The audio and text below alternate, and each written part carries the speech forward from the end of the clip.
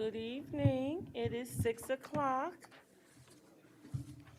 Welcome to our Southeast Delco School District Committee of the Whole for Thursday, October the 20th, 2022.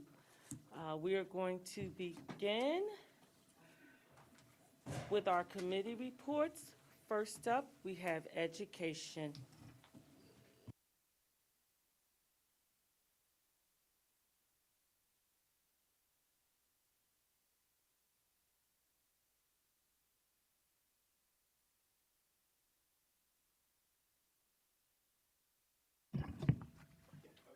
So you have an education committee report in front of you. I'll cover my stuff, and then some others will come up. The first thing on the committee report is 2 student expulsions for vote this upcoming Thursday. They are both for weapons, one a knife and one a box cutter. One was found after a student report, and one was found through our Revolve system at the high school. Met with both parents. They have both accepted agreements, which means it does not have to go before the board as a hearing, but it will go in front of the board as a motion next Thursday night. The musical, I am allowed to announce the musical now, correct? All right. I know. District musical, we are asking to approve The Wizard of Oz as this year's district musical. That, I believe, was announced to the crew, cast and crew last Wednesday? Wednesday. So they are aware. They asked us to keep it a secret. I almost did not. And it will be in front of you next Thursday for a vote. There are 2 special ed motions that will be on the agenda next week. Going down to number 4, Student Information System Conference. We are asking the board to approve an out-of-state conference for 3 people, myself, Dr. Debbie Gibbs-Tapper, and Jennifer Peterson. Nobody in district has been formally trained in PowerSchool. Jen and I got it a little bit when we made the conversion from the old system to the new system. Debbie has never really been formally trained when she took over special ed. This is an institute that they host a couple times a year. There was one earlier in Alabama, but unfortunately it conflicts with our submission of special ed data to the state, and it's just not a good time for those 3 people to be out of district. So if approved, we will work on financing. It is expensive. It's about $2,800 a person for the conference itself. We did look into bringing PowerSchool into the district. To bring PowerSchool in for 1 day is $3,500 plus lodging. So this is at least a 4-day institute. You get to pick the sessions you go to. The 3 of us, if approved, will go to various sessions so that we can get a more well-rounded background in some of the things and more utilize the PowerSchool system for the benefit of staff and students. So that will be an agenda item next week as well. I think that is all the voting items for me. Do you want to go voting and then non-voting, or just keep going? Okay. 2 items under the non-voting education. The alt-ed enrollment, there was a question about alt-ed enrollment last Thursday night. The current alt-ed enrollment as of this morning is 29. 2 of those are middle school kids, the rest high school kids. There are 2 packets, we call them. Somebody recommends alt-ed or we get a parent request.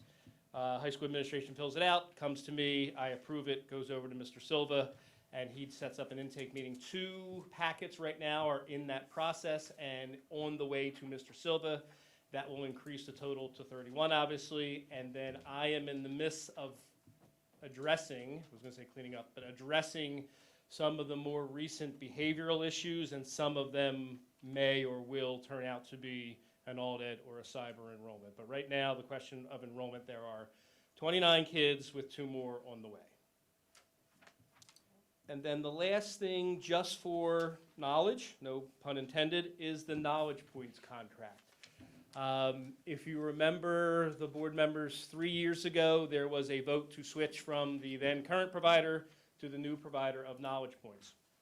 The intent, not to speak for the board, was to have that run for 3 years. However, during the 2021 school year, we were shut down and they were not able to provide that service. We weren't letting people into the building. So we kind of have an anomaly that, in my opinion, in some way needs to be addressed. You've got a sitting contract that technically ends in this summer, because that's what 3 years from the vote was, but they've only provided 2 years of service. So we wanted to bring it to your attention that it needs to be rectified or addressed in some manner. If you want to have discussion on it at a later date or another meeting, we will be prepared for whatever questions you have. I know there are some questions on the docket right now. We just have to get the answers to those. But it really was just a heads up that you've got a 3-year contract with an end date with 2 years of service, and they kind of don't match right now. And that, I think, is it for me. Unless there's questions. Yeah, I have a question. Okay. As far as the exposure, Mm-hmm. the person that, the student that had the weapon at the Academy Park, were they, did they detect it at the metal detector? Yes, so the description of it was that it was flagged in his bag from the Evolve system. It's not technically a metal detector. You've seen it in action, so what happens is when it gets flagged, it draws a box around somewhere on the person. The bag was flagged, which then generated an inspection of the bag, and during the inspection of the bag, the box cutter was found. So you said it's not a metal detector? It's technically called a weapons detection system. So it picks up all the weapons, like the guns and knives and, All no. So, and Bob, I'm going to ask for your help here if any of this needs to be covered in executive session because of safety and security planning. But generally, what happens is it runs on waves. So it puts out a wave and it looks for a shape, the shape of a gun, the shape of a cylinder for a bomb, the shape technically of like a knife handle, though it doesn't catch all of them. And then when it bounces back and sort of recognizes that shape, it draws that box flag around. But it's not exactly the same thing as a metal detector. That was all explained to us before, when they made the presentation. What you just said was Okay. previously, so, I mean, we've heard this before. okay. And the student at Darby Township, how did you detect that student had a weapon on him? Another student alerted us.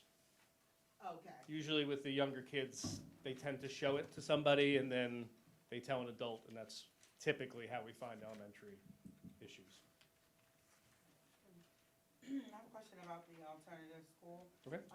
What is our max capacity right now that we hold in that building? So there's not really a set number. In the past, we have set the middle school, because it only takes 7th and 8th for middle school, at 5 per school. And then if there's a reason that we have to go above that, or if it's an issue that I handle, so we've kind of set the max for middle school at 20. But I don't think we've ever been above 12, probably in my recollection, for middle school. High school's a little bit different. We've had between 4 and 5 teachers historically. Right now, we have the 4 core content areas. We want to keep that class size lower, but there's no set, as soon as we hit 60 kids, for example, we have to go to another teacher or another class or. So you're fully staffed to handle what amount? My comfort level would probably be no more than 12 in a class, so about 48 with the current 4 core content areas. When we had 5, I probably would have said around 60, No. but we did go down, quote unquote, an elective teacher budgetarily at one point.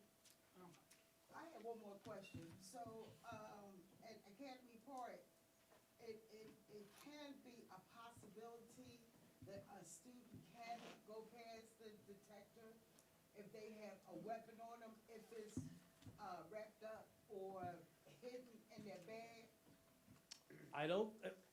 Is it possible? Yes. What degree of possibility of it being wrapped up or in the bag? I don't think in the bag is really the issue, but if the kid wanted to really put it in a box, wrap it up so thickly that it wasn't detecting that shape and bouncing back, is it Exactly. possible? It's possible. just like at the airport, things get through with the metal detectors. There's no level of 100-degree certainty.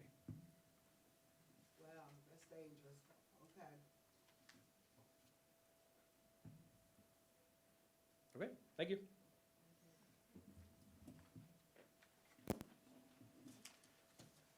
All right, good evening, everyone. Hi. So, a couple quick things. This is page 2 of the Education Committee report. Just touch upon induction. It's obviously a critical part of how our district is welcoming new staff into our school district and getting them acclimated to the art of teaching. So our first district-wide mentor meeting, these are the individuals that are supporting our new teachers, was held on October 12th, and this is coordinated by my colleague, Dr. Reddick Smack, over at Academy Park High School. Our first mentee meeting was October 19th over at Academy Park. And these meetings don't just stop here, obviously. There's a partnership and a relationship between the mentors and the mentees throughout the year. And more formalized meetings occur where we bring everyone together throughout the year. But the true partnership occurs between the mentor and the mentee in that specific location. As I mentioned before at prior board meetings, this is by far one of the largest classes of new teachers. So while, yes, we have had staff turnover, we're also welcoming in a record amount of new teachers into our school district. So we are trying our absolute best to make sure that our teaching's tough, and it's tough being a new teacher coming into any school district or school. But this process absolutely helps. It helps with getting our new folks acclimated, but it's also a requirement for teachers earning as a continuum to earn their level 2 certification. To move on to curriculum development, we were thrilled to have our first session with the Delaware County Intermediate Unit in this very room. Folks from DCIU came in and they presented to a mix of administrators, central office members. We had the principals and assistant principals that volunteered to come to take a sneak preview at our math continuum that we are working on revamping for our entire district from grades K through 9. So we presented that. DCIU supported and walked us through that. We got a lot of valuable feedback from our administrative team and folks that were sitting around. And just basic things, such as taking a unit instead of having a full unit study and breaking it down into 2-week increments so that our administrators can be more proactive when they go into classrooms so they can monitor instruction more effectively. So that feedback was taken back from DCIU. They're going to make some requisite changes to that. And once we're done, we'd love to bring in a second group of folks for some feedback, including our teachers, who will be actually obviously implementing this curriculum when we are comfortable in our classrooms. So we are moving along a little bit faster than we originally intended, so it's positive progress. And I know we've been, every time I get up here, I tell you that math is absolutely our focal point. It is our biggest area of need in our district, and we are approaching that aggressively. Field trip updates in the supplemental packet I gave you. We're just going to keep updating this every month for you guys so that you can see what requests are coming in from our district principals. Again, we've revamped our field trip process, so all trips go through the principals, and once principals approve that process or that field trip request, they send it to us. And if it is not on our list that you guys have reviewed and approved, we add it in, and then we will present it at that month's board meeting. So you can see on here where it says October 2022 edition. That is for trips that have been requested or in various stages of approval from our principals, and we will put that up for a vote at our next meeting. And I think the best way to do that, we have a significant lead time for our trips, is when we get these requests, we'll put it in front of you guys, and then we'll go from there. So approvals are pending for those trips. Materials replenishment. Dr. Reddick Smack and myself worked through a materials process. We have 2 areas that we'd like to briefly discuss with you. There's a request for additional materials. If you look through it, we organize it by school, and you can see all the material requests per building and what's being asked. There are 5 books, 10 books. In some instances, we've had some population shifts, and most of our buildings we're dangerously low with consumable materials, where if we get any students coming in, we will be not able to provide a consumable material to those students. So we want to be ahead of that, and as students arrive and depart either from buildings, we want to make sure that we're able and to provide those materials for our students.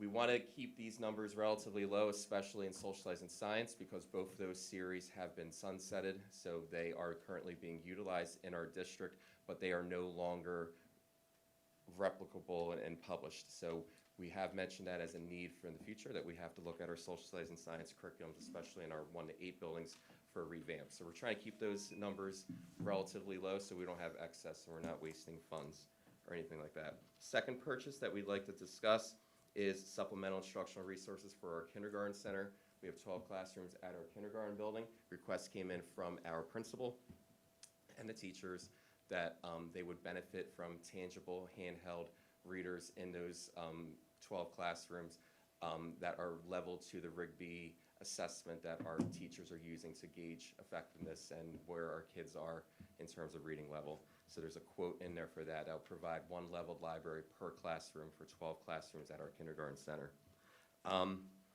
Moving on, we've discussed the building master schedules pretty much since August in here, but I just want to provide an update. A request came out to actually physically see those schedules, so they were replicated for all the board members so you can see. The purpose of this was, again, to ensure streamlined instructional accountability and minutes across all of our 4 elementary buildings.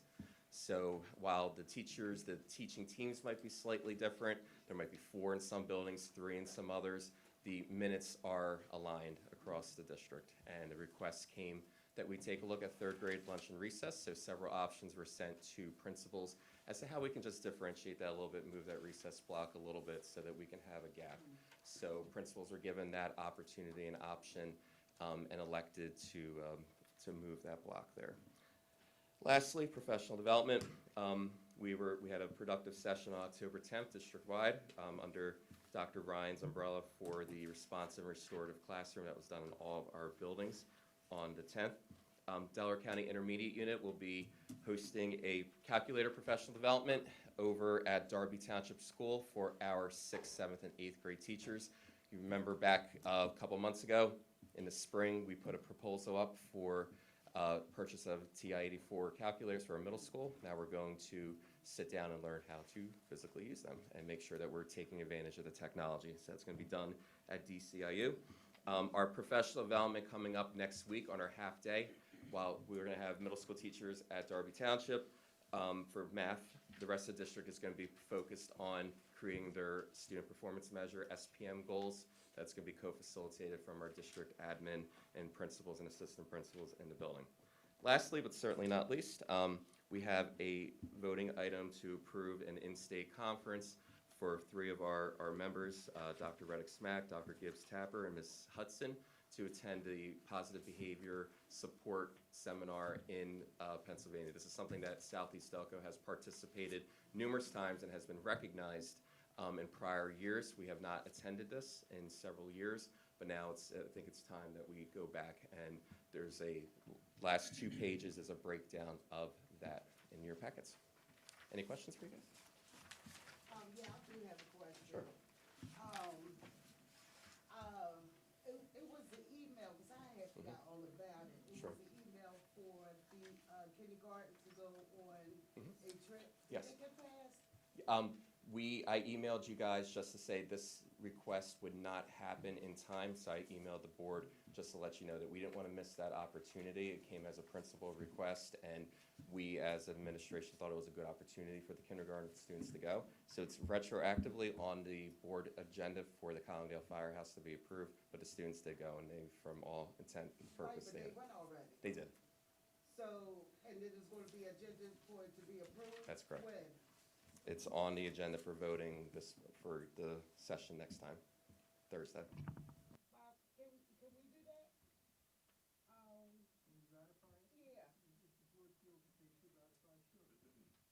Because, I think the board should have, voted on it before the trip. Sure, and that's why when the request came through, we made sure that we emailed the board so that if there was any objection before we sent anything out. So we didn't approve the trip, but when we didn't hear any responses back, we wanted to make sure that we didn't deprive the kids of that opportunity. So because you didn't hear anything, you just assumed that it was okay? Well, we put the we informed the board of where we wanted, the request from the principal and from the school for these Right. kids to go there. Right, that's what I'm saying, but you Sure. didn't hear anybody from the board stating that it was okay for the kids to go on the trip. That's what I'm saying. to Sure. you. Okay, thank you. Thank you. Yeah, just as a point of reference, oftentimes, you will recall that we do have things that come to the board for ratification. For the most part, I know that I have asked for permission to move forward on several things, and if there isn't a response, then I assume that it's okay. Oftentimes, the board will say, I'm good with that, and you can move on, but not every board member responds to the email, and that's okay as well, but not unless there was a rejection, then we wouldn't move forward. The other category that this occurs more frequently is with HR. As we're hiring folks, the board will be notified that we're in the process of interviewing, and as soon as we select someone, we're going to get them in here and then ratify it at the next meeting. So you'll see in a lot of the past board meetings, some of the agenda items will have ratification. Right, but my concern is if there is an accident or something happens to a child, to a student, then would the board be responsible for that, or would we get in trouble for that, Bob? I'm asking legally. If the board didn't have the opportunity to approve it ahead of time, I would think not.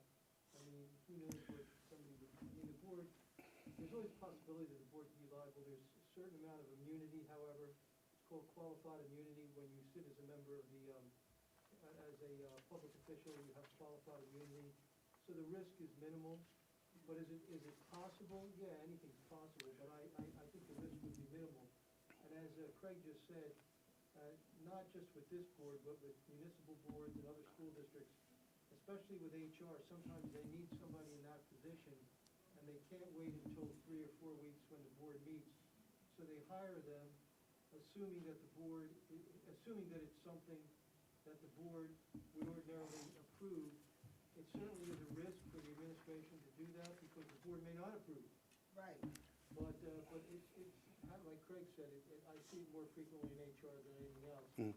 I don't think the fact, to answer your question, Cynthia, I don't think that the mere fact that the board did not have a chance to consider it would make the board any more or less liable than they ordinarily would be, and I think that risk is minimal under any circumstance.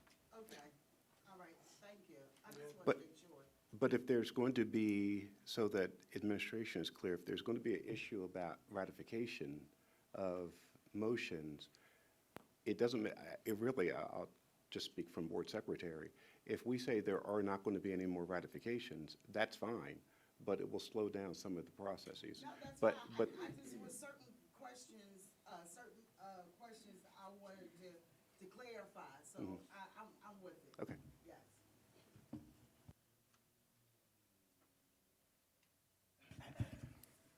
Next up, we have finance. Okay, good evening, everyone. I'm going to cover the non-voting finance items first. So what is on your agenda? And I will modify my report that I had handed out because I did not have the first item on there. And there's another item on the agenda that says other, and I should have changed that to say quarterly reports. And the quarterly reports are on the report that I handed out. So the employee costs, there was a discussion in previous meetings about what the cost is for employees in different categories. This was in response to the discussion about adding additional staff and the costs that would be associated with that. So, but this item will be discussed in executive session. The next item is a follow-up to email and public discussion regarding the musical program.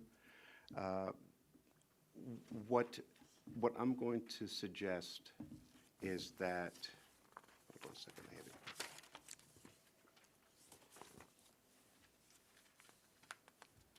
sorry about that. Okay. That there should be a board discussion to consider having either an outside organization to manage this event or having the district to solely manage this event. The concerns that were expressed were about the current processes in place that the district doesn't necessarily have any control over. There are other outside organizations that are involved in this process, and there were statements regarding improprieties and also statements about the selection process for student participants. So I think that,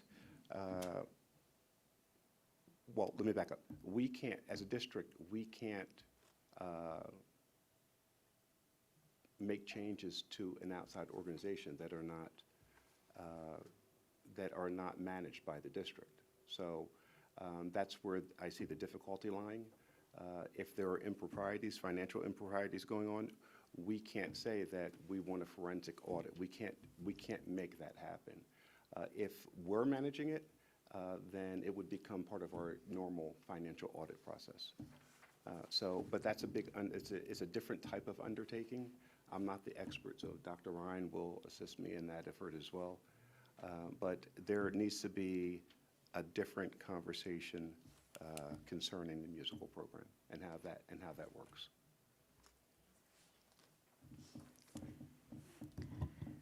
So I have a question about the finances for the musical, because from what my understanding was when I was a parent in the musical, is that there is a parent organization called TOPS, and they do fundraising for certain things like there's a scholarship each child in the program can get if they're there for more than 4 years and things like that.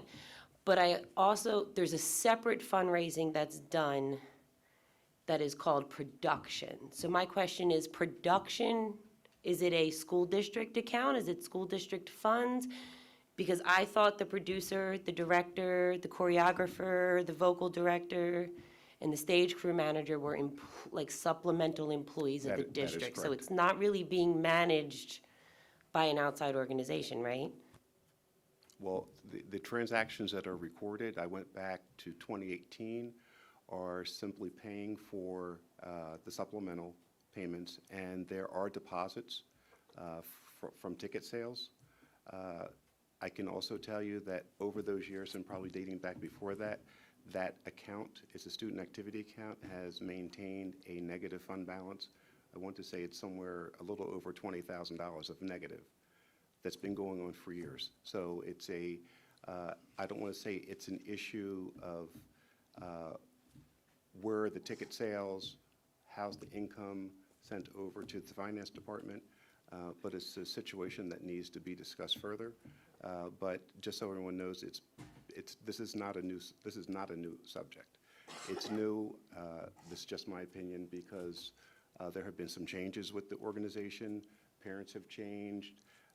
The selection has changed, and I think it's a discussion that people feel more comfortable having now just because of those changes. But it's been going on, as full disclosure.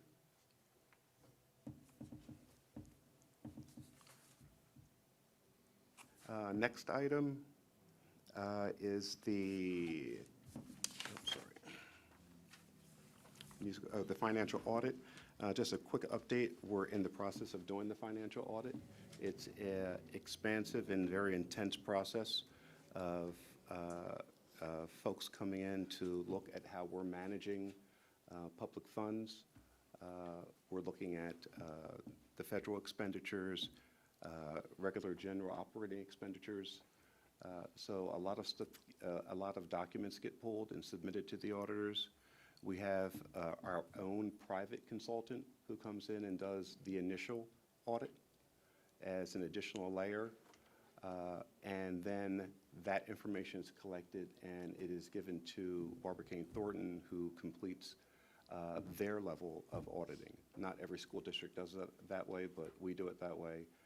And it has worked out really well for us. So that's in process. The deadline for submission to the Department of Ed is 12/31. We'll certainly be done before that timeframe. Any questions on? 1231, yes. Mhm, yes. And I'll, Sets of reviews. yes, on top of our own internal process. Gotcha. Yeah. And, no, I'm sorry. This is a related question to the budget. Sure. Is it approved and online now? Yes. Because I was looking for it, it's me. Yeah, if you go under Finance, you'll see the PDE 2028 sitting on the, I'll send you the Okay. information. the All link. right, thanks. Yeah, it's there.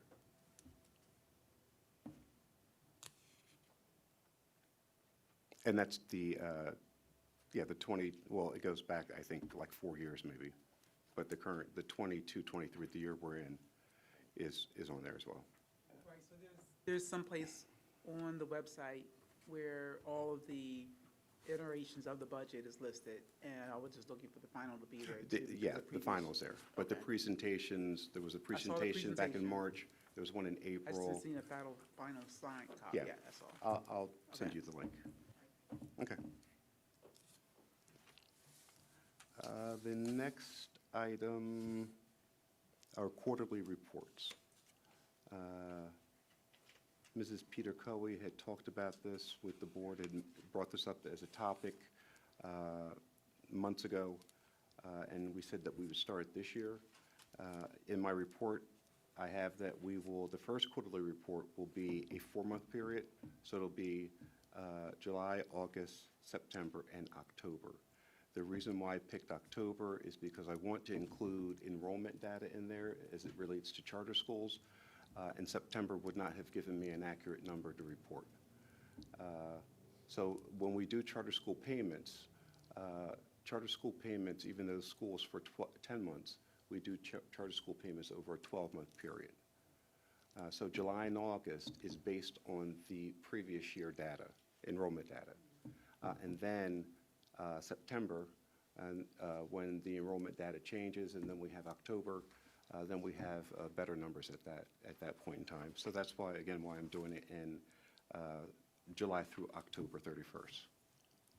Included in this quarterly report will be financial data updates, charter enrollment. There will be, and what I'm doing, when we first talked about it, I think it was more so a financial update, but this is an opportunity for us to make a more comprehensive report. So we're going to include educational updates, federal programs, facilities, technology, food service, transportation. Some of the categories will be marked in process, which will be most of them because it will be ongoing throughout the school year. And then there will be categories that we'll have completed, and they will be associated with facilities and technology projects that have been initiated and completed. And any other project that will happen that we'll initiate, and then we'll have a complete and an update on that. And then anything else as we're going through there may be a newly formed category if necessary. But we're trying to make it, I'd like to see it where it's a district-wide business affairs update, so everyone is abreast. And any questions on that? Looking forward to it. Yes, go ahead. Okay, okay. I have 2 items on the agenda. The first is the approval of the attendance of school board members to attend the annual National School Board Association Leadership Conference, which is April 1st through April 3rd. It will be held in Orlando, Florida. I have number of board members and the cost blank until we finalize those numbers. I also included one of the board updates that what the costs would look like. And so when I get the final number, then I will populate the agenda with that information.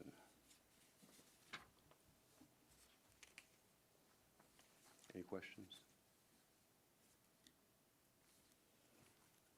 And the next agenda item, as you know, we have had some challenges seeking out qualified individuals, not only on the teacher side, professional staff side, but also for clerical and specialists and generalist positions here in the administration building, and possibly some out in the school buildings.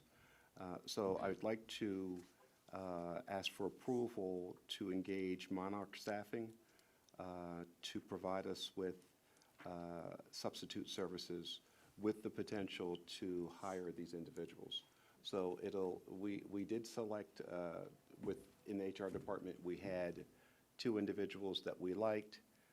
Both those individuals declined the position, but if we do it this way, it'll give us an opportunity to get someone in on a substitute basis and get a feel of whether or not they will be a good fit. There's a high demand in this business of running a school district, and with all the changes and transition of folks going through positions, it has made that process even more difficult and more challenging in HR. And for some folks, it scares them away. So I'd like to try this attempt. We need help in the HR department. We have to get caught up on a lot of things, and I have my staff assisting so that we're not falling too far behind. But it's just another level, another opportunity for us to see what folks are looking like. How long would you like to engage with Monarch? Monarch is, and I can include that in the resolution, Mrs. Abney. Right now, we have I have an effective date of 10/4, but that'll change because obviously 10/4 has passed, but to go up to April 4th, 23. And then if necessary, we can I can present another resolution if we feel we need to extend it further.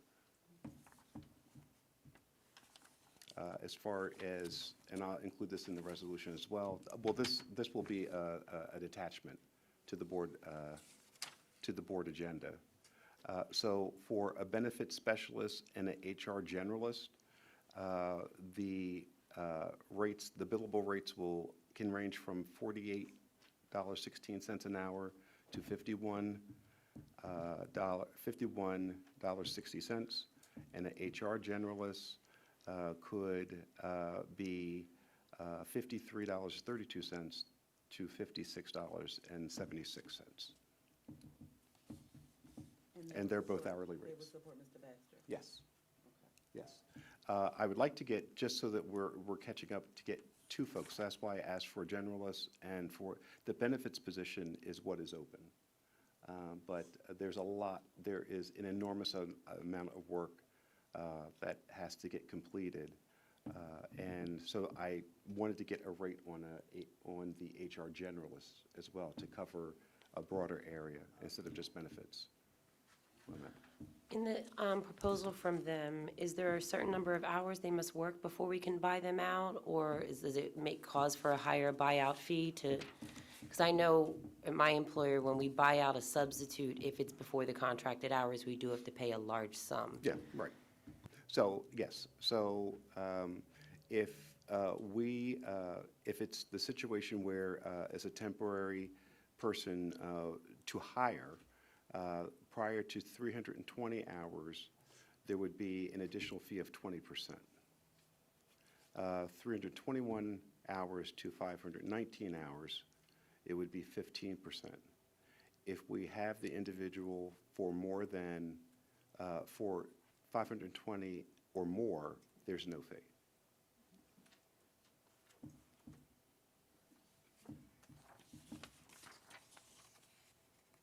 And they're full-time, 40 hours a week, so like Yes. 12 weeks or so. Yes. Is that what we're looking at? Okay. Mhm. And they would work our regular hours.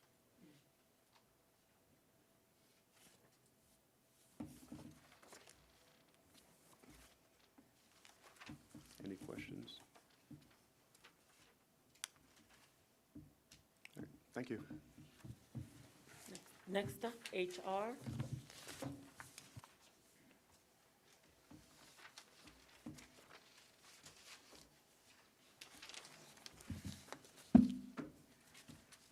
Good evening. We're going to start with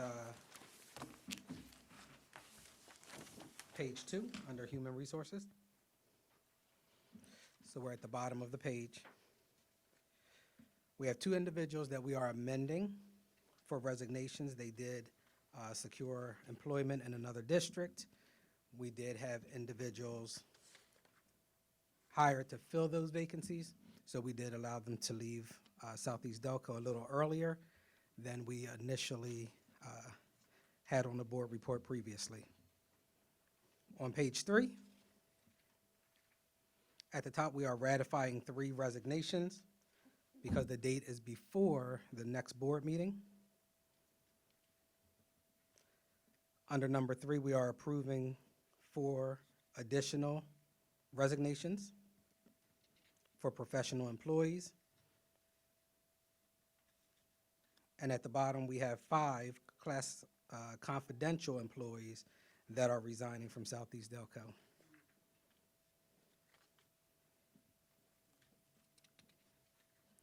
On page 4, under number 5, we are amending the employment of 2 professional employees. There was some information previously shared that was not accurate, so we are amending those updates. Under number 6, we are ratifying the employment of 2 professional employees. One of them is a climate coordinator of climate down at our Delcroft School. The other is an incoming social worker. Under number 7, we are approving the employment of 10 new professional employees. On page 6, we are ratifying an employment of a security position, which is our truancy officer for the district, working out of Academy Park High School. Under number 9, we're ratifying the employment of 4 classified employees, some of our aides, whether it's building aid, instructional aid, or bus aides. And number 10, we have the employment of 2 classified employees that we would like approval for at the upcoming board meeting. On page 7, we have a change of assignment of 1 special education teacher who will be taking over the case management position at Academy Park. Under number 12, we have 4 high school department chairs that the principal did send over recommendations for approval. 13, we have additional mentors that need to be approved as we're obtaining more teachers in these professional staff positions. We are growing in the amount of mentors that are needed. Also under that is Century 21 and credit recovery at Academy Park High School, approval for 2 additional staff members. And then under number 14, we have a few supplemental contracts, 5 of those that we are looking to have for approval. Those are all of the voting items. The non-voting item we have on the agenda is for exit interviews. There is a spreadsheet that has been provided to each board member with some of the data that was previously asked in regards to individuals who are leaving Southeast Delco and some of the reasons for that departure.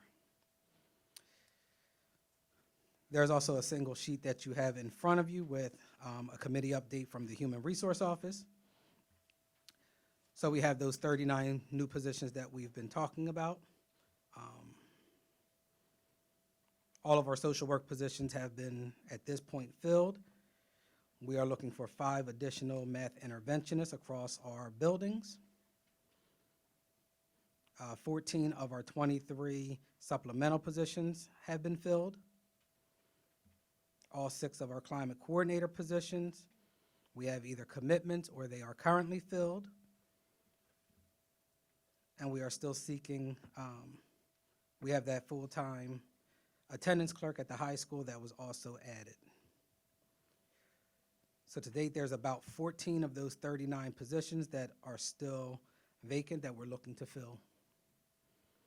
Under our teacher updates, we have 45 positions that are currently still open, many of those at our high school. Again, some of those are non-teaching positions. I just see the one on there is climate. At our case center, we are still awaiting that person to be onboarded. Under number 3, just discussed moments ago by Mr. Butler, there is a vacancy in the Administrative Human Resource Office for a benefits secretary. The 4th item there, we have 9 total paraprofessional vacancies. We have 2 individuals working toward being onboarded. We are still conducting those interviews. So hopefully coming into the next week or 2, that number is steadily declining as well. Under number 5, we have, as far as resignations and transfers, we have 5 resignations, and no one is being transferred at this time. Leave of absence is the same as previous. Under number 7, Delaware County Intermediate Unit, we did have a job fair. There were 7 total people that came through in attendance. From what I'm hearing, they are not very heavily attended. We did, out of the 7 people, have 5 people visit Southeast Delco's table. They signed in. We did, out of that, conduct interviews for 2 individuals. They were not successful through the interview process as far as what we were looking for in our staffing needs. Under number 8, exit interview, again, that was provided to the board. Number 9 is something that we have started discussion about, which are attendance clerks in our schools. We talked heavily in the summer about the amount of tasks that are on the plate of our attendance clerks. We talked about our student attendance. We talked about the need for the work to get done, but just not enough hours for the work to get done. So we are proposing to move our kindergarten through 8th grade attendance clerks from 5.5 hours a day to an 8-hour workday with a 1-hour lunch. So it would be 7 working hours, 1 hour lunch, and their days for the year would stay the same. So we're currently looking to possibly produce an MOU with the Federation if they are favorable to move forward with that proposal. That is all I have for human resources. Are there any questions? Thank you so much for the comprehensive look at what's going on, and I'm just still questioning, is 45 a typo? That's a It's- lot, It's not. that's a big number to me. Wow. Yeah, it is. Mhm. I mean, and we're in October of 2022. Correct. Even with the additional help that you're going to be getting, that's going to be a challenge. I just think it's going to be a challenge. So one of the things that we have a disadvantage of is that we do not have a recruitment and a hiring manager. So there are 3 people. One is doing benefits mainly. One is pretty much administrative assistant, but everything really comes at a cost. And right now we have, as far as staffing these positions, we are putting and making sure that things are posted.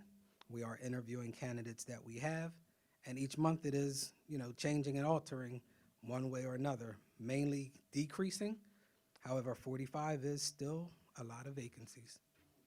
Do you have everything you need? I mean, do you feel like there's more that you need to get these positions filled? I feel like that's a big number. That's just. So as far as mathematics and science, those are a lot of vacancies that we have, probably the most vacancies. There's just not a lot of graduates coming out of the colleges for those 2 in particular. Special education is also a bit of hit or miss. But we are acquiring, again, a few science teachers we just interviewed and was able to move on, and a few of the special education positions. But it is, the need is bigger than the candidacy pool.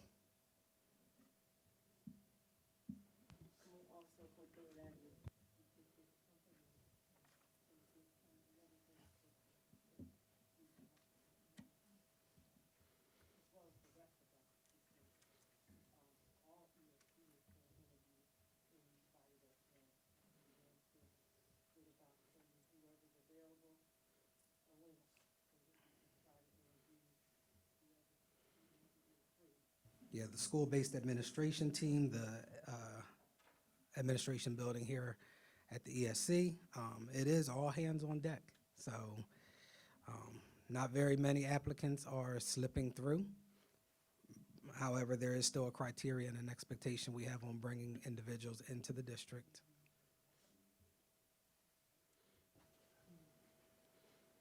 Thank you for that. I'm very familiar, aware that there's a shortage of staff for a lot of companies, and especially for school districts, so this really shows the pain that we're dealing with right now. Yeah, it's tough. Right, so I have a couple questions. So out of the 39 new positions, you said 14 are still vacant. So out of the total 45 vacancies, that would say 31 of them are not new positions. Also, you have up top 6 math interventionists, but we hired 1.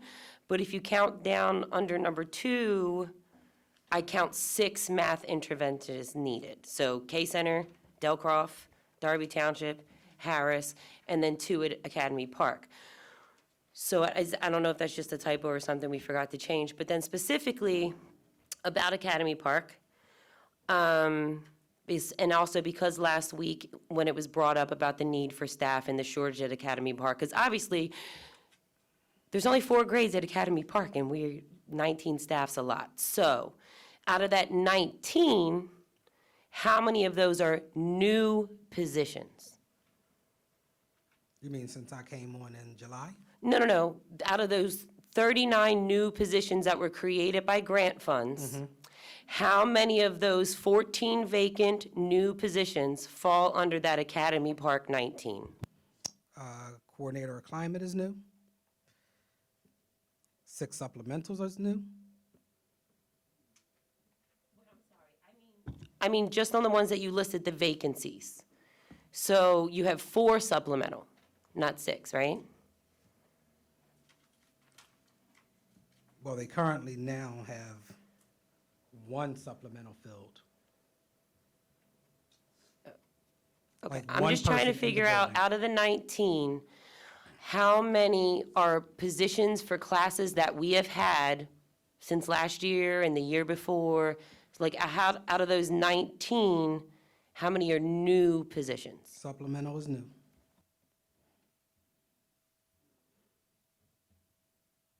And the math interventionist, right? So I'm counting 6, is that correct? Math interventionist is new. However, there was previously supposed to be a shift in one of the math teachers for a math interventionist position. So we're just waiting to backfill that 1 position.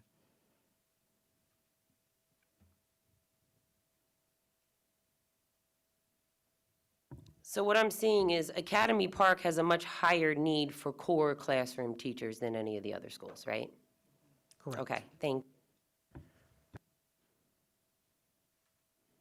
Any additional questions? I'm gonna have you remain. I'm gonna take this card because it's an HR question, Okay. okay? Raquel Irons.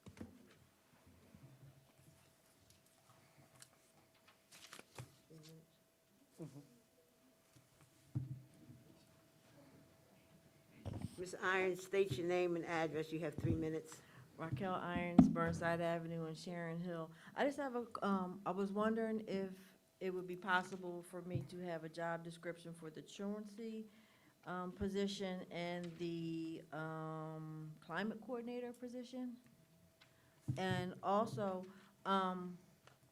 Just had a quick question for the truancy position. Are they helping, I'm sorry, am I supposed to be, okay, are they helping with, the paperwork, the amount of paperwork that, or are they just going to court? And the reason why I'm asking is because I have done this, the attendance position in the past. It is very tedious. I believe that one person, it's very hard for one person to do. So I was just wondering, and I did also, just heard that there may be some help in the attendance office. So really just wondering what this new person is going to do. Are they just going to court, or are they going to help with the truancy letters and process and TEPs and all those letters? Dr. Ryan, that's your shop. Okay. So, right now, he's learning the system. The first help, especially for the high school, is the grant-written second attendance clerk, because as Rock's well aware, there is a volume of attendance paperwork, especially at the high school.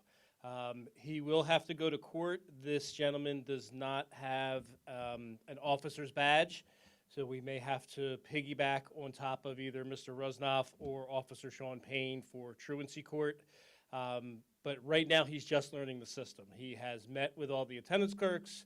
I introduced him to the guidance counselors yesterday. He is planning on to start meeting with families, has asked if he can go out to the houses and things of that nature.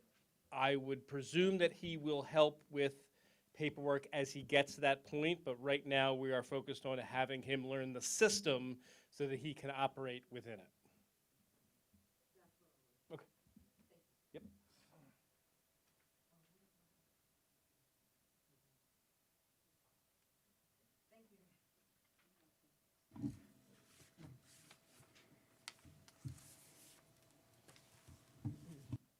Well, you could have stayed up there, Dr. Ryan. Well, we'll go with parent-student advisory first. And then, okay.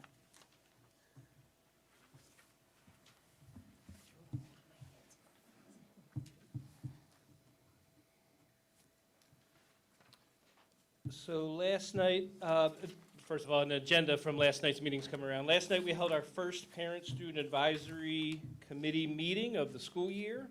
There were, I believe, about 40 participants, a mix of school board, admin, parents, a couple teachers, a couple kids. I thought it went very well. It lasted about an hour and 15 minutes or so. It was recorded and will be placed, if it hasn't been done so already, on our YouTube channel. I did give that video to Mr. Kitchen so that that could happen. The agenda coming around is what we covered, and I didn't keep one for myself, so I'll try to do it from memory. Thank you very much. I did a presentation that was shared at Back to School Nights and talked about at Committee of the Whole for federal programs.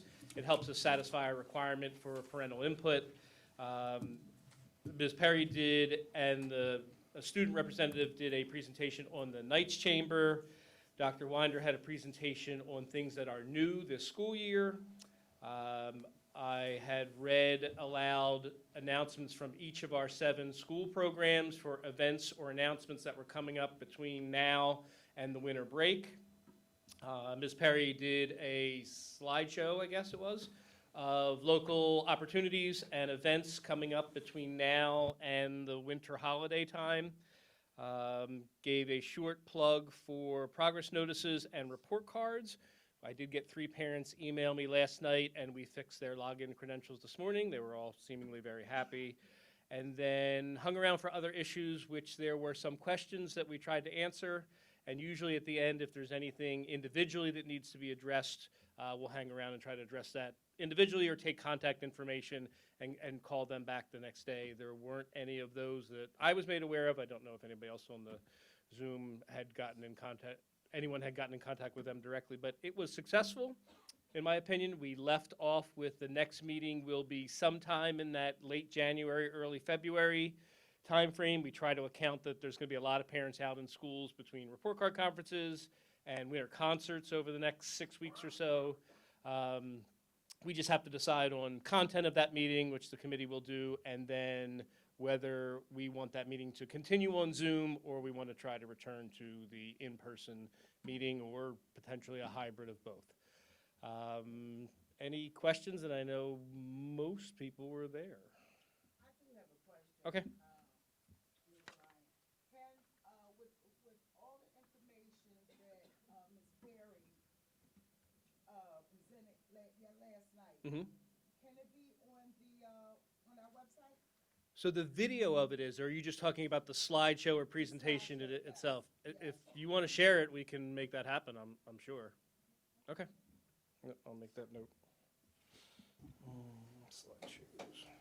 Yeah, that's a lot of information, and what she was, telling the parents that if they needed a copy of it, she would provide it. But I told her, I said, listen, you work a 9 to 5, so it would be easier for the parents to look on the website and get any information they need. Okay, if we get it, I'll work with Dan and get it posted. That should not be a So, problem. just so I'm clear, so you want those, because all the items didn't pertain to the school district, so you want to have a section that may have borough information on it or municipality information on it? Well, I was thinking we have a section that has, like a parent-student advisory. Right, so, Wouldn't that be part, because a lot of information that she gave us has something to do with the district. right, so Maybe I'm not just the school thinking that district, we can create but another it has tab. something to do with the district, so it's good information.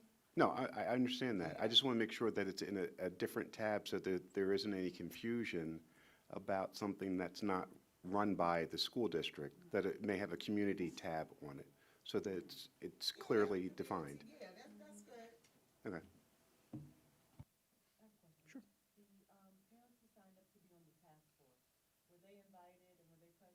Everybody was invited. I have not seen that list besides who I knew was in the audience. Off the top of my head, I don't know that any of them were there, but I don't have that list memorized. No, some of them were there. Okay. And the board will receive names and phone numbers in executive session already printed out.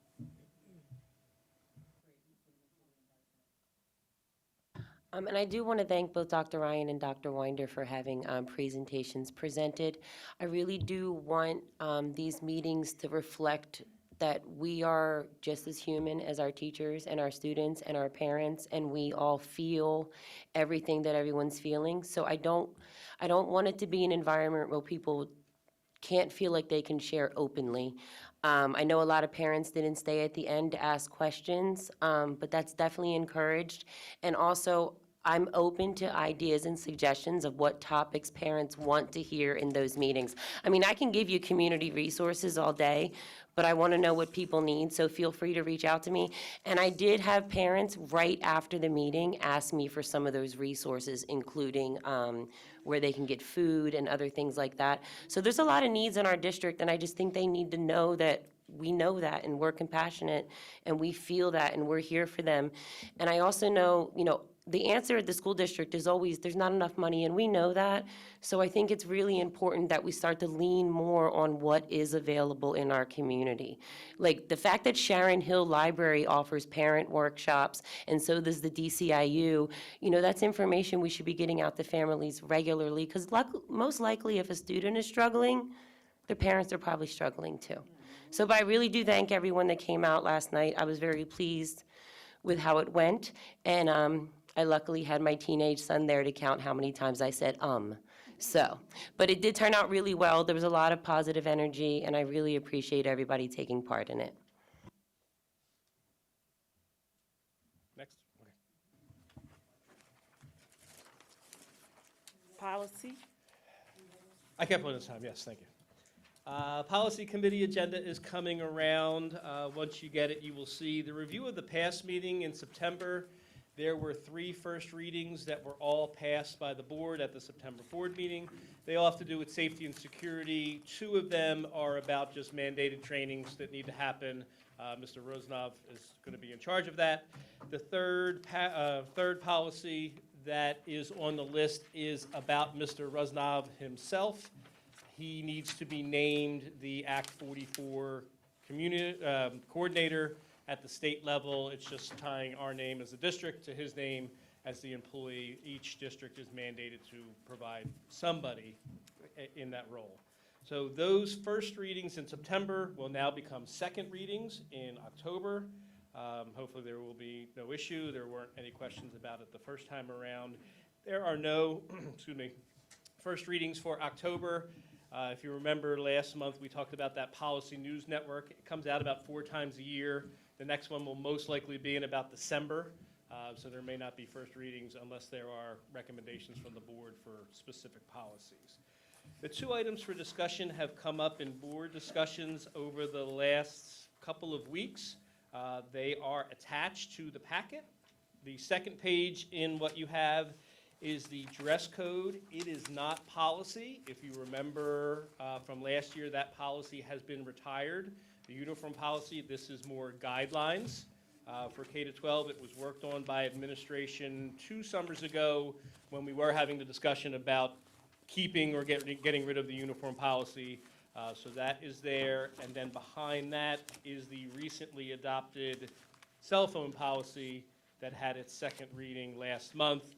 We had discussed that in the summer, and we're talking about the possibilities of how to treat cell phones, whether to ban them completely or free reign and sort of pick somewhere down the middle. I don't know if there are any questions about either of those 2 things, but I know that they have come up over the past couple of weeks.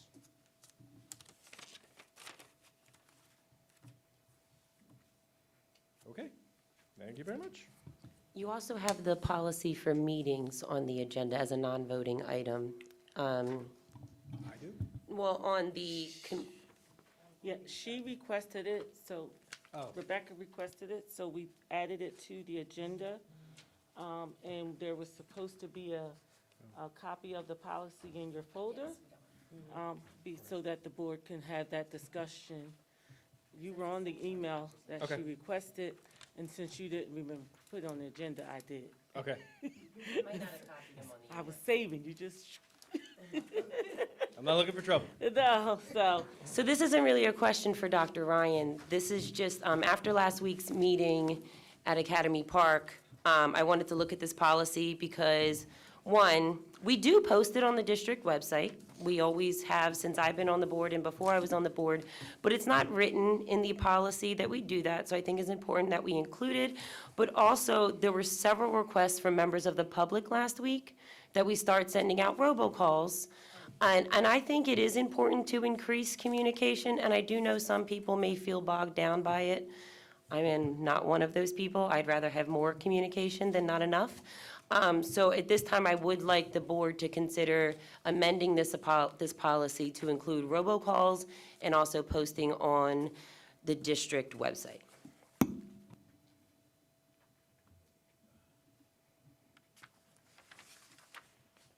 You want me to work on that for a first reading for next week? Yeah, you can. Okay. All right.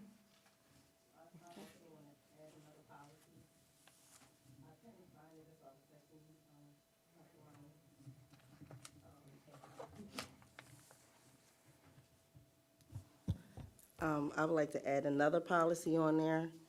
I was texting you earlier, I was trying to find a policy for how we edit the recordings of all our meetings.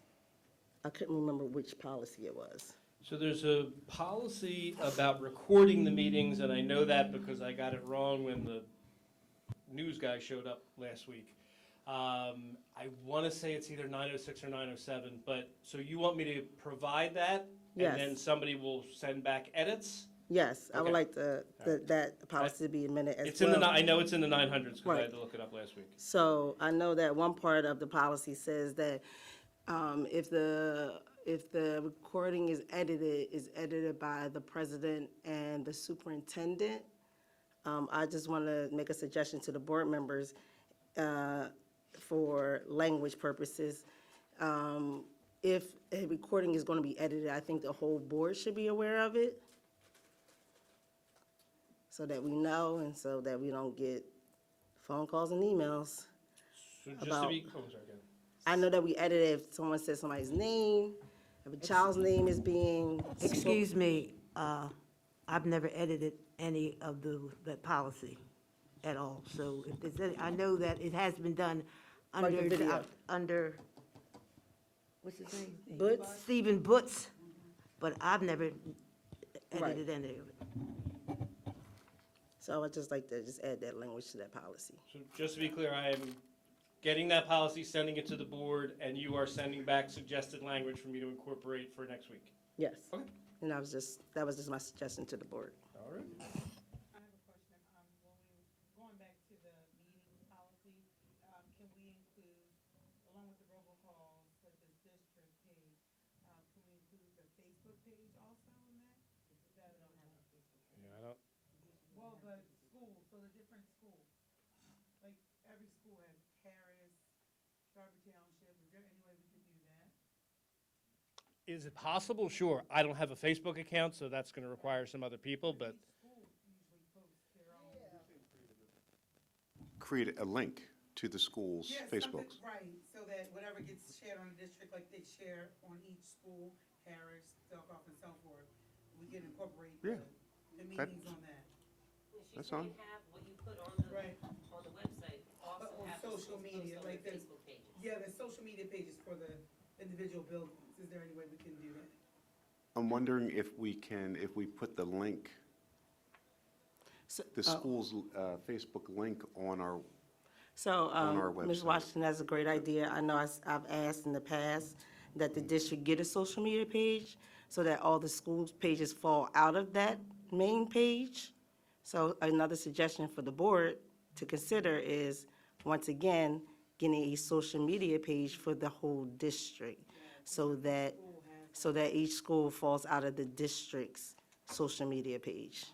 And I know I've made that suggestion many times.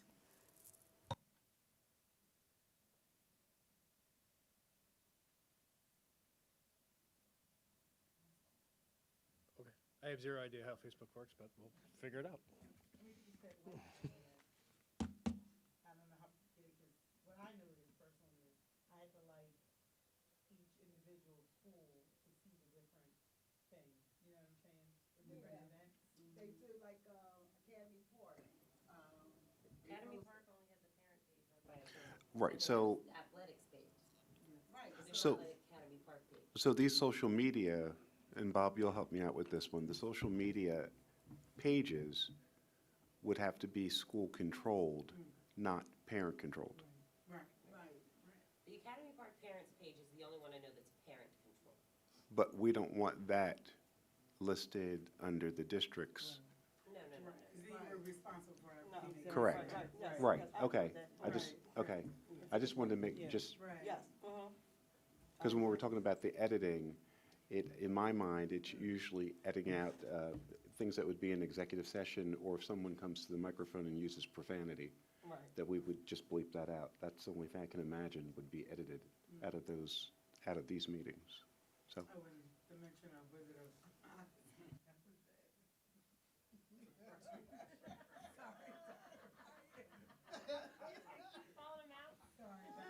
It happened. It was on camera. I can't really deny that it happened. So, okay, thank you. Property?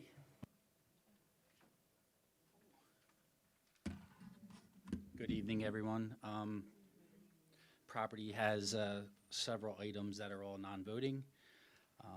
One is on November 19th, there will be a power shutdown at Academy Park High School.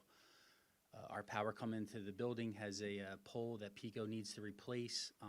They anticipate it'll be roughly, a couple hours of work. So our high school will be down. We will have an emergency generator available to run that day, so anybody that might have sports going on or tech or IT, just so that they're aware of that.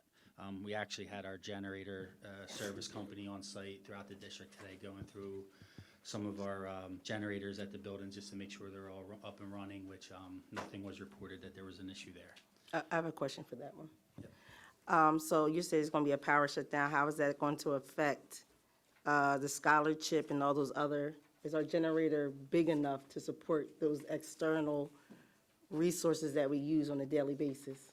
I will check with IT, but they're some of the biggest generators I've ever really seen. So I was they're- going to they're say, pretty I think they could supply electricity to all of Sharon Hill. big.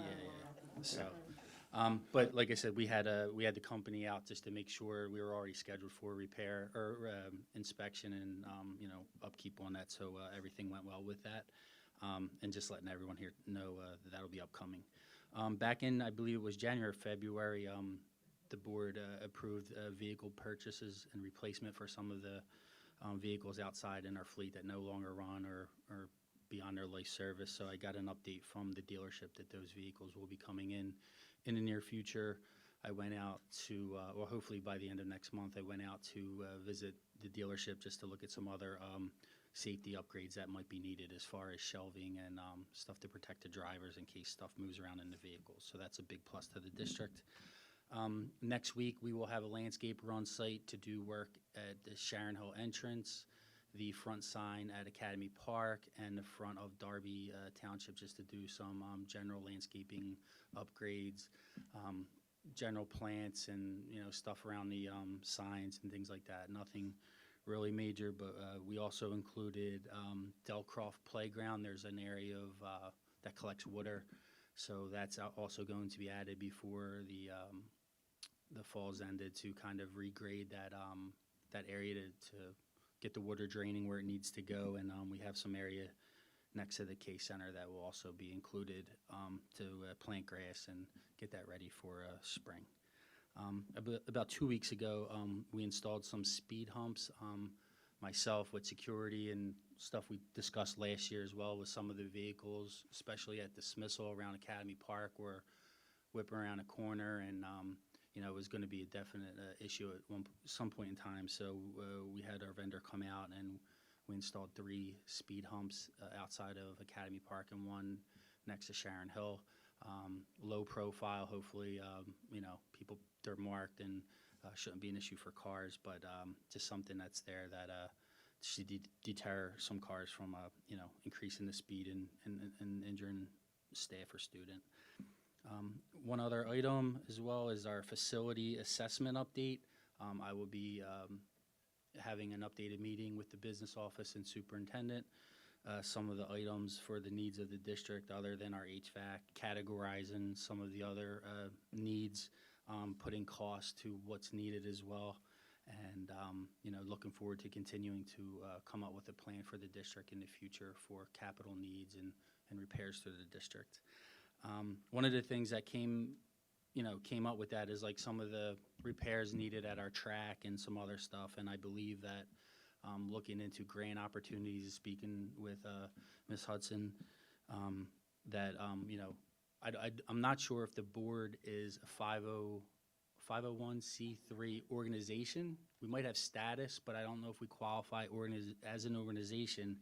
And looking into some of the grants, we might be missing the opportunity to receive some and receive other additional funding. So that might be something, if we're not in that status, we might want to look into. And I would be willing to assist with anything needed in that.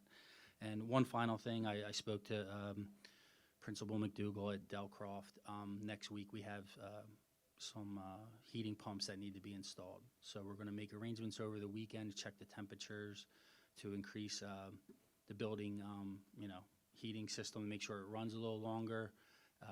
Monday should look nice, so we might have a couple hours worth of heating repairs to make, just switching out pumps that were on a back order over the course of the HVAC project.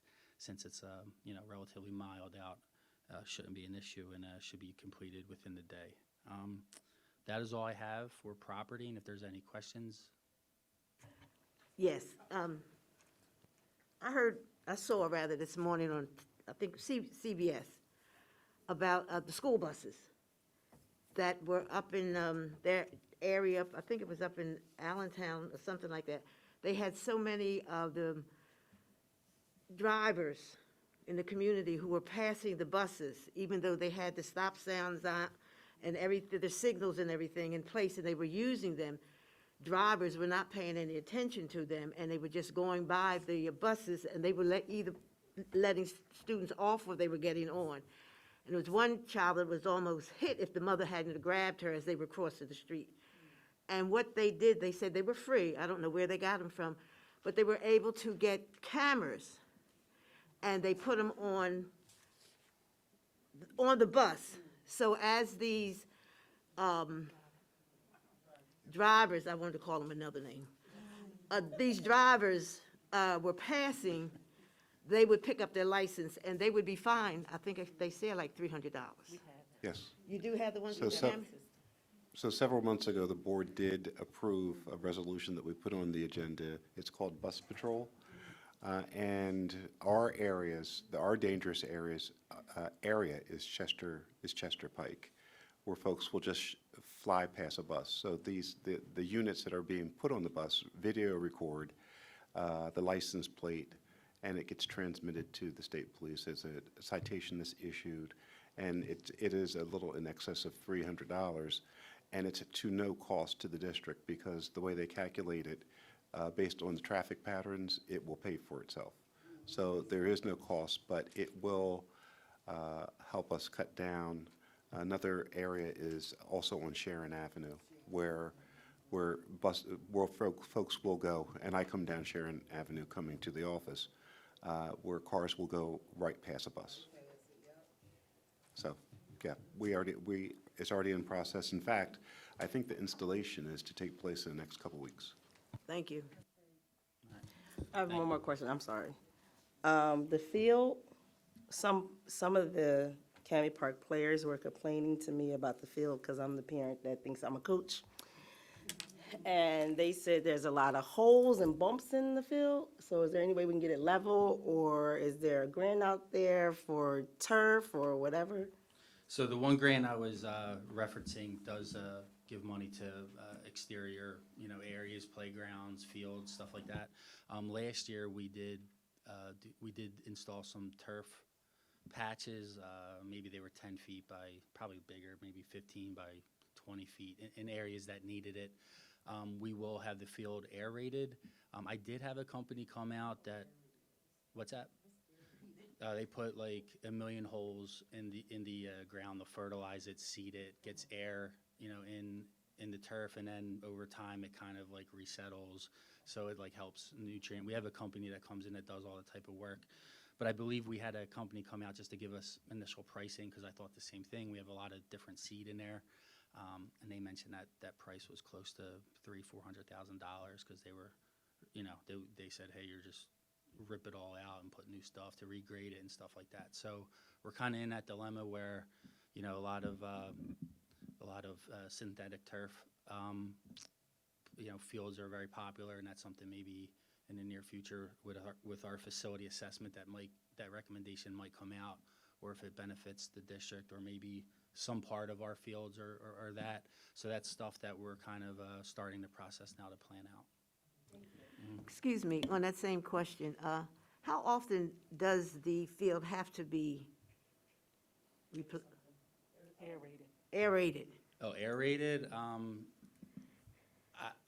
learning some of the new terminology and programs, but you can do it up to 2 times a year. It all depends how robust, and Craig's might have some ideas on that as well. But you could do that several times a year and things like that.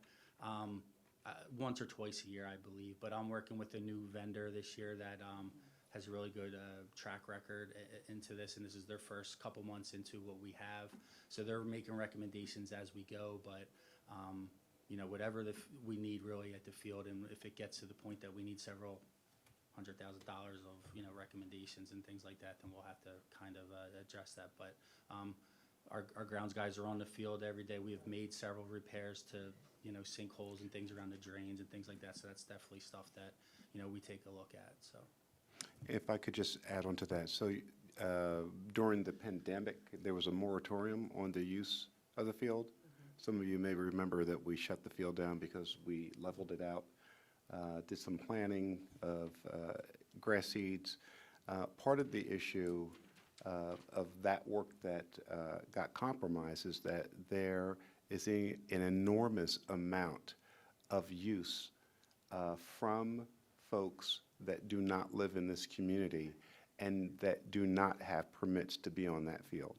I know that as a fact because I've witnessed it and I've been out there when it occurs.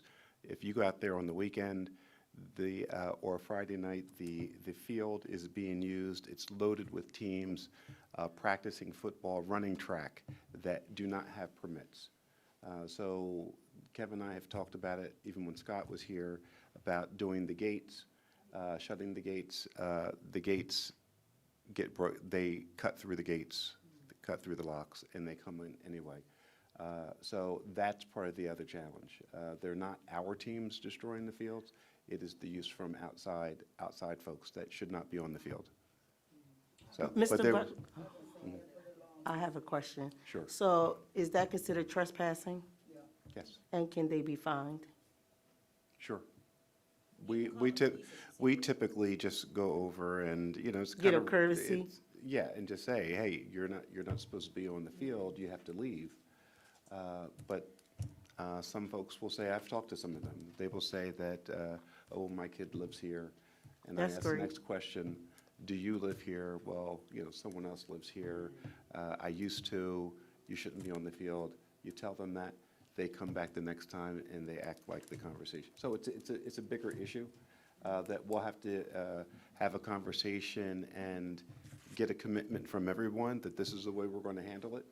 Because there's no sense in putting a structure into that process if folks are going to be allowed to circumvent the process. It's just a waste of time and a waste of effort. So, and that goes for folks who live in the community. Right. Folks who are walking on the track, that's not a problem. Right. It's the folks that are using the field is a problem. I agree with you, Mr. Butler. A courteous, you know, you're trespassing. If you have amnesia, then you shouldn't have remembered to come back to the same place. And so you need to get a fine for trespassing and moving forward. So I'm in 100% agreeing with you. First a courteous, and then you need a fine. All right, thank you very much. I had a question real quick.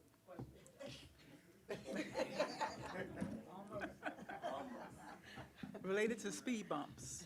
Yes. So you mentioned there are speed bumps around the high school, and have we placed speed bumps in front of Sharon Hill between the track and Sharon Hill School? I believe in the past on the street, there might have been. It's not? The street Yeah, belongs to but the that was, borough. that would have been the borough. Okay. We would have to have a conversation That's a borough. with the borough to see if we can shared expense or, but Mr. Curry, the ones that were installed, he is going to evaluate what the traffic pattern looks like, so there may be additional ones installed, strategically placed, because folks that come up in there do tend to drive. I was happy to see them, I really was. Yeah, they drive, They whip around like it's a race. Yeah, we. yes, yes. I have a question. I have a question. In reference to that too, I believe Delcroft, it seems like most of the schools, there is an urgency and traffic issues. But in regards to the field, are there signs that say no trespassing? What are the signs? Do we know what they say? And that is part of the issue, and I can't remember whether they had the conversation with Mr. Rosnov or someone about posting the signs, and then that will give us the ability to call the police, or they would, yeah, there has to be signs out there.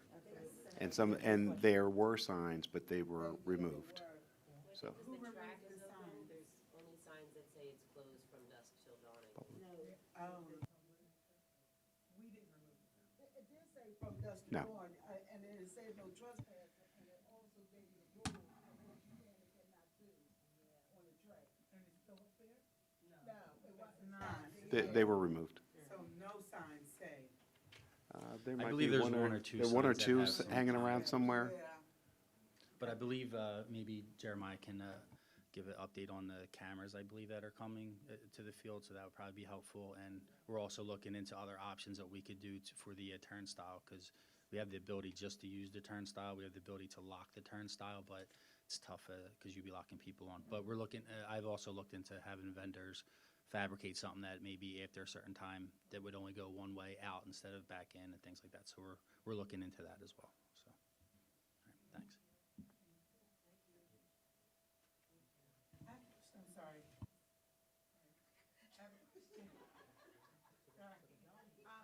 To Mr. Butler. No, I'm so not you, Mr. Butler. I apologize.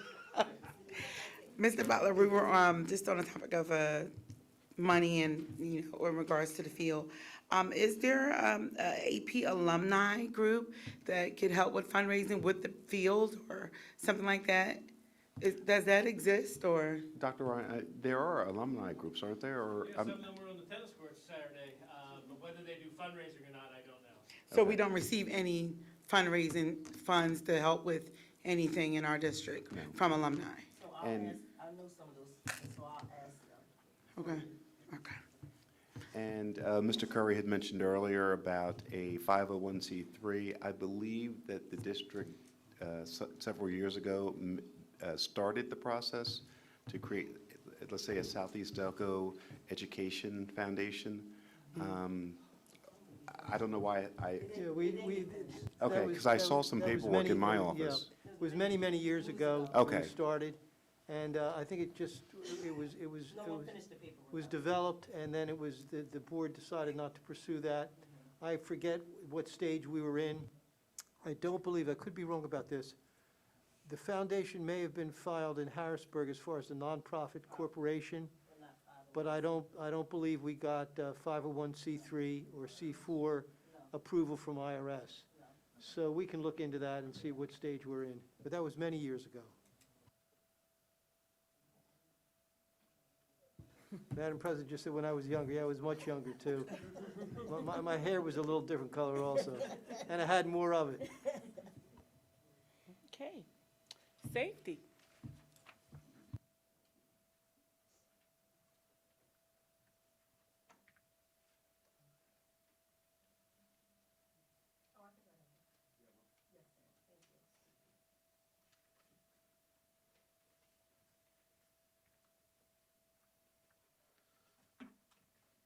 Good evening. Now we have several items to go over in non-voting. First one on the agenda here is bus stops. Dr. Ryan, did you want to speak about that? Doc may have a spreadsheet. Bus stops.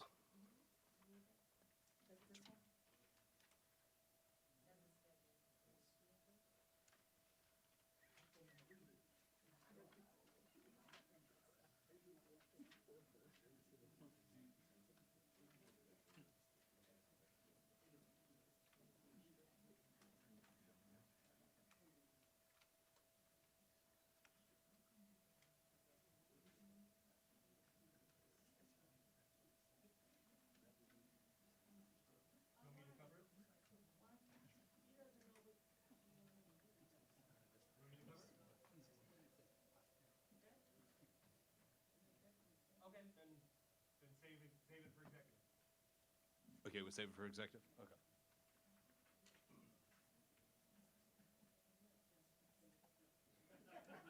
He's trying to pass it on. Nice try. I think he's trying to extend the meeting. All right. So on my agenda, I have to make a correction. It's not September 20th, it's October 20th. I did. So the first item, review of ongoing projects, as Kevin had brought up, in regards to the football stadium, contractor is going to be installing those cameras within the next week or two. I don't have a finite date. I had spoke to them today, but that it's the window. In the next week or two, they will be installing the cameras at the football stadium. In regards to the cameras at Academy Park, the cameras server replacement project had been completed today, October 20th. Delcroft was the final building to migrate to the new system. Currently, there are 15 cameras at the high school with intermediate issues. And we are meeting with a tech from Evagilon to inventory all these cameras at the high school on Monday, October 24th. That will be myself and Dan Kitchen. We will determine if the problem cameras can be updated with new firmware or if a total replacement is necessary. And this would be the replacement of a few legacy cameras, not the system itself. For Academy Park High School doors, while at Academy Park on Monday, October 24th, the Avigilon tech will adjust motion alert settings for cameras facing exterior doors.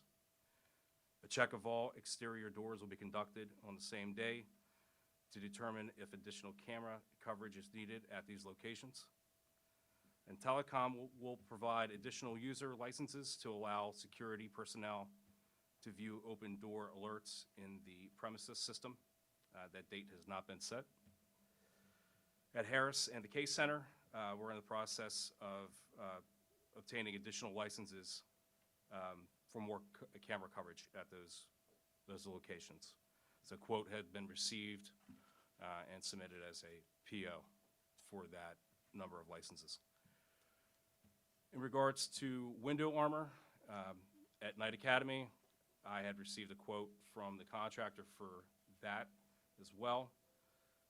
He will be coming to that location to do measurements for the fabrication for the window armor at the Knight Academy. As far as transition goes, as stated earlier, truancy officer, Mr. Edmund Capel, had started on October 10th. In regards to training, on October 10th during in-service, Corporal Carter from Collindale PD and I trained security and Mr. Capel in crisis intervention and de-escalation training.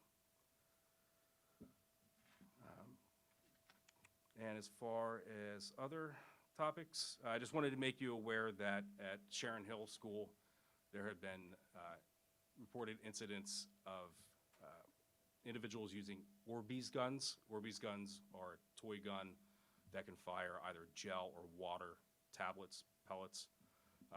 They can be frozen, they could be more damaging. One incident happened after school during dismissal on Monday.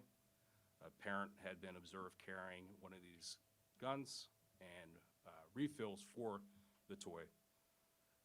And yesterday morning between the hours of 8 a.m. and 8:30, students had indicated that they had heard someone near the Memorial Park firing this toy, and a search was done with negative results by Mr. Robinson and security.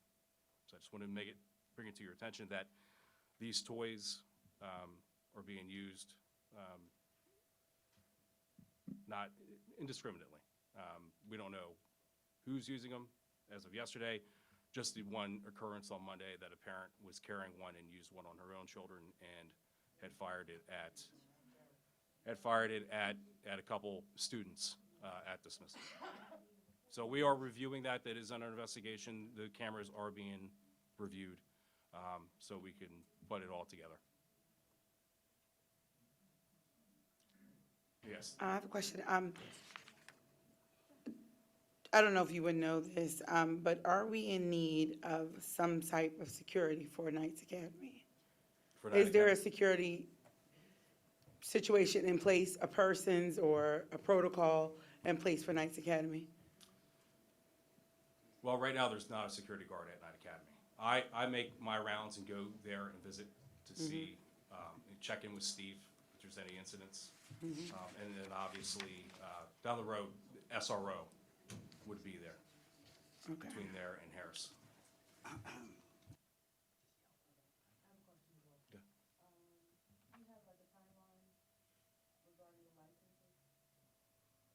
I had submitted that PO, so as soon as that's completed, we'll get those licenses for the additional cameras. But as far as a set date as to when they would do that, I don't know, if Dan, how long does that usually take? Just a few days after they receive the PO.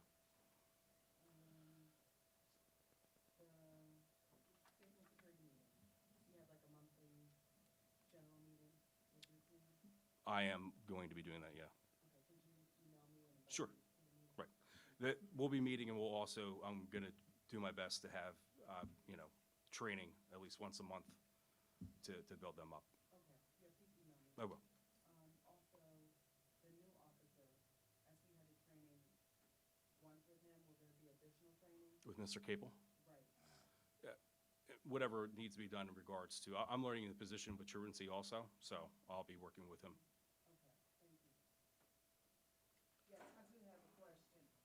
In regards to, AP, doors, I was told that the AP doors has alarm on it. Cause I opened up one day. Hmm. I ain't hear, nothing.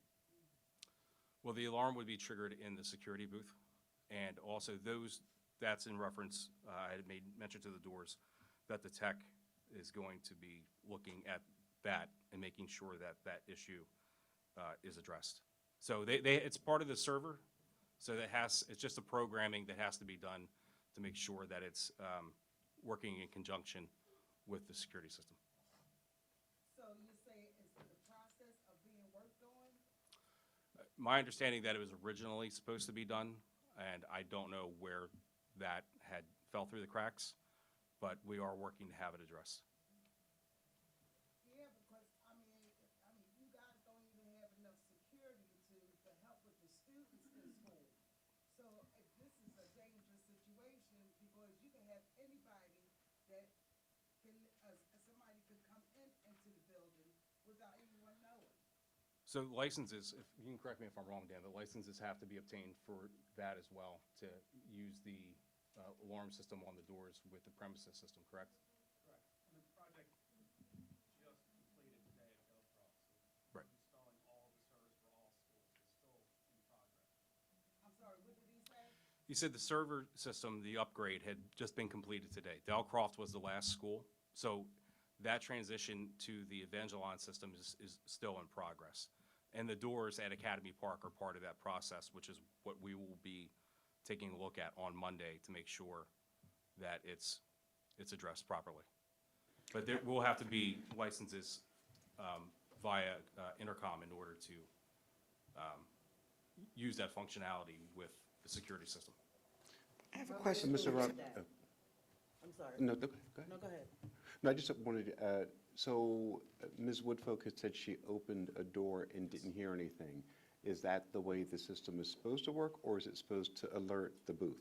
Should just alert the booth. Okay, so I just want to, if you did that, if there's some question about it's being checked out, but even if you were to do that, you wouldn't hear a noise. It would go to the booth, and then someone in the booth would react to that. Oh, well, nobody did react to it. I mean, it was no reaction at all to the door or person. That's what I'm saying, because it doesn't work. It doesn't work, and that's why I'm concerned. That's why it's So being that's- addressed next week. Right, and that's what Mr. Rosnoff is saying, that there isn't awareness of that, and that's what's being addressed. The 15 cameras at the high school, Yes. are any of those cameras where these doors are not secure, alarmed? Are any of No. these cameras?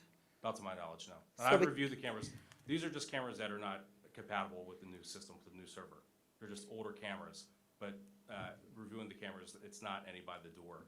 So all our By the- cameras by these unalarmed doors are functioning? The cameras by the doors are functioning. Okay, so that particular situation when she didn't hear the alarm, but she was able to open it, did you walk through the door? No. I just So opened it. what's the you couldn't get in? No, I was in, and I pushed it out, opened up the door to see if the alarm would come on, and nothing came on. So if it does go off in the box like it should, what's the protocol about the booth hearing the alarm? What is the next protocol to that door alerting the officers? An officer will respond to that area. But this system was supposed to be fixed and up and running. It hadn't been working on before I got here. Right. So this is a follow-up on my part to Right. make sure that it's operational. Well, I just wanted to know the Yeah, protocol. yeah, I understand. so, yeah, my understanding is that it should have been up and working by now, Mm. right? But obviously, it has to be reviewed. That's why we're Yes. taking the initiative next week to have it done. Right. But that would be the next step, that if there's an alarm breach, then a security officer would respond to that area. That's imperative, like, I do not have a timeline. That, next week, again, we're reviewing that, and we have to get additional licenses to tie that system into the already existing system.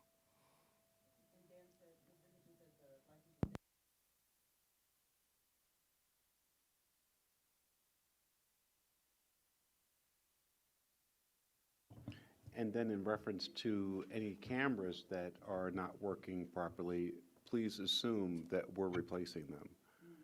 They will just be automatically replaced. There will, right, exactly. And so we'll give an update saying they're going to be replaced, but they will be replaced. There won't be any question about that. About how many cameras are at the high school? At the high school? Working, non-working, all together? Well, I can give you. An estimate. There's 15 cameras that have intermediate issues. But a rough count at the high school, it's 80 cameras at the high school. I'll give you all the numbers now so you have them. At the high school, there's 80. At DTS, there's 55. At Delcroft, 40. At Harris, 44. K Center, 22. Sharon Hill, 43. All right, so I have a quick question. How long before last week's special meeting were you aware that there were doors that had non-working alarms and cameras that had issues? This week is when I found out that they weren't properly working, because the system's still being updated for the servers. So that server system ties into the security system for the doors. Right, but it was brought up by Academy Park staff. It was brought up by Academy Park staff last week in the public meeting that these were concerns. So if the staff knew, did that make it to anyone outside of the high school level? Or did everyone just find out last week in the special meeting? I was aware that the doors had to be addressed because they weren't working as of yet. But that's still part of the process of the server update, which is in process right now, just finished today. So I'm aware that they weren't working, but they were in the process of being fixed because they have to tie into the system. So I'm aware of it. That's a project that had supposedly started before I got here. So overseeing it and being aware of what has to be done to update that system so it can be integrated into the existing system is what we're trying to address at this time. So, yeah. Sure, and if I could just, so what we'll do, to answer your question, we'll find out. So your question was that, was there knowledge at the high school? There are two parts I'm hearing. Was there knowledge at the high school, at that facility, and it was not brought to anyone's attention? Or there was knowledge and it was brought to someone's attention and nothing was done? Right, I'm just trying to make sure that it wasn't. No, I got it. So I just wanted to get a point of clarification. So we'll address that. Thank you.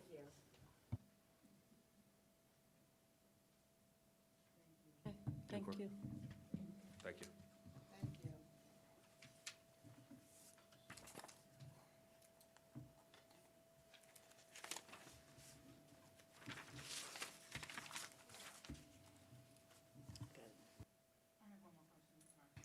sorry.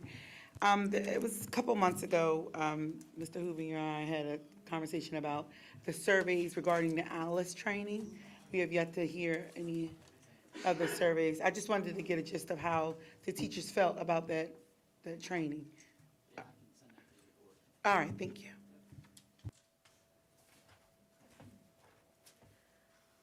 I'm now going to announce the upcoming event meetings, and we are going to have an executive session immediately following this meeting.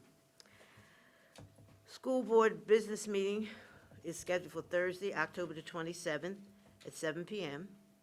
Committee of the Whole is Thursday, November 10 at 6 p.m. And School Board Business Meeting is Thursday, November 17th at 7 p.m. Thank you. Thank you. Have a great night.